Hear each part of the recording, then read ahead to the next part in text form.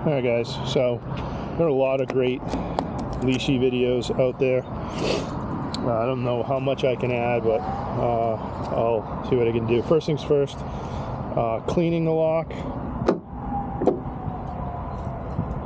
lubing the lock, making sure all the wafers are freed up, putting in a blank key, working those wafers a little bit, making sure everything is freed up in there. We've even gone so far as to use a torch to heat up the blank key to make sure everything's moving freely in there. First thing I like to do, of course, making sure that Lishi is in all the way.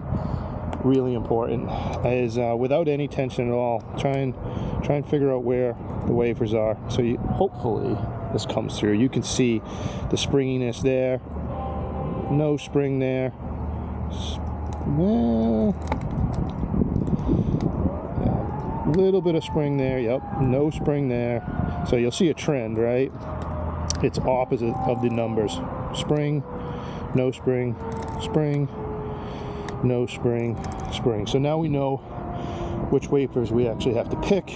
We will start, I would say, light tension with my left hand on that tensioner, and I'll just start kind of feeling around. So nothing there. Little click on 5. 7 doesn't feel, well, it feels weird. 8, it might have been a click. Small click.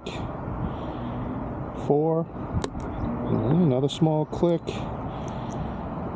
Nothing on 1. Let's go back up to 3, and that's it.